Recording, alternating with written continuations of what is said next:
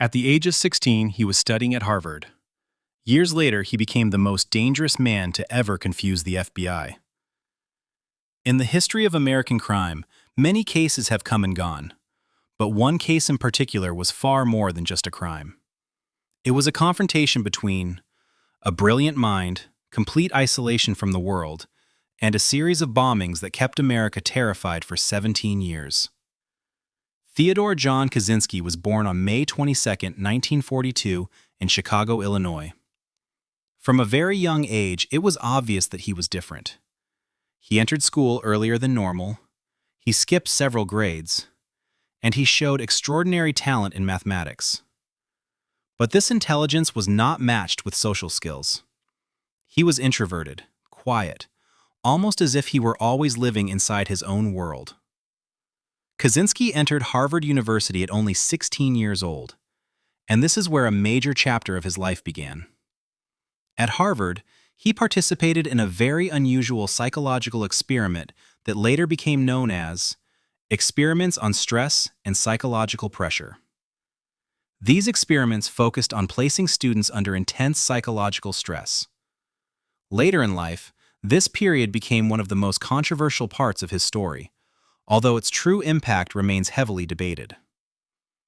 After Harvard, he continued his graduate studies at University of Michigan, where he earned a master's degree, a PhD in mathematics. He was genuinely considered one of the brightest mathematical minds of his generation. But here's the strange part. At the same time, he began to hate the academic world.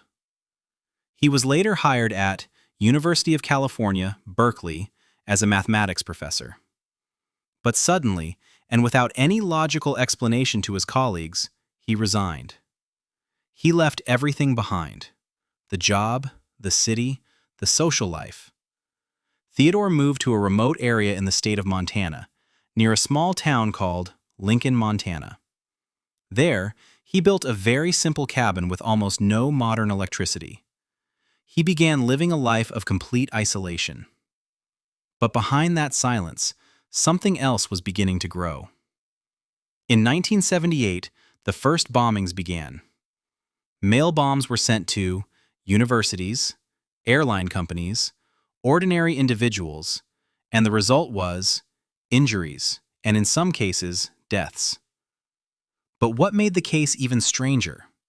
No fingerprints, no cameras, no direct witnesses. The FBI created a special unit called Unabomber Task Force.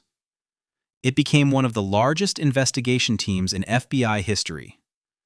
The team included field investigators, explosives experts, behavioral profilers. But despite all of this, the case remained unsolved. The criminal was given the name Unabomber, an abbreviation for University plus Airline Bomber. Why this name? Because his main targets were universities, airline companies. In 1995, Theodore made an unexpected demand. If his manifesto was published, he would stop the bombings. The manifesto was titled Industrial Society and Its Future. More than 35,000 words long, its core ideas included a complete rejection of modern technology, the belief that industrialization destroyed human freedom, the idea that modern society enslaves people, a call for humanity to return to a simpler life away from technology. Major newspapers entered a massive debate: The Washington Post, the New York Times, and eventually, the manifesto was published. That decision led to something extremely important. The manifesto became available to the public, including one very important person. Let's continue the story to discover who this person was, the one who finally ended 17 years of terror.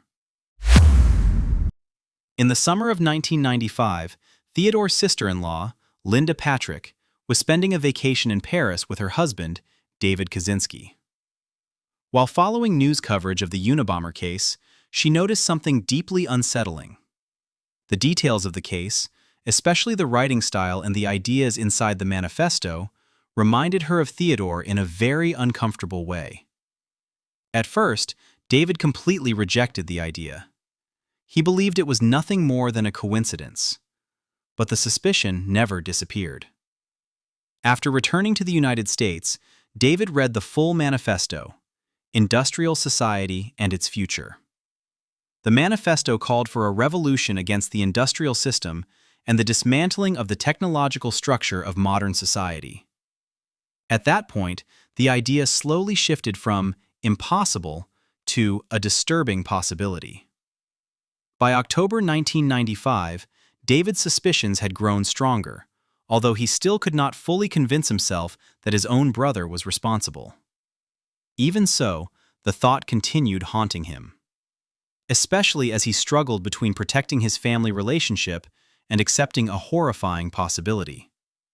Later, his suspicions deepened even further when he found an old essay written by Theodore, around 23 pages long, containing strongly anti-technology beliefs.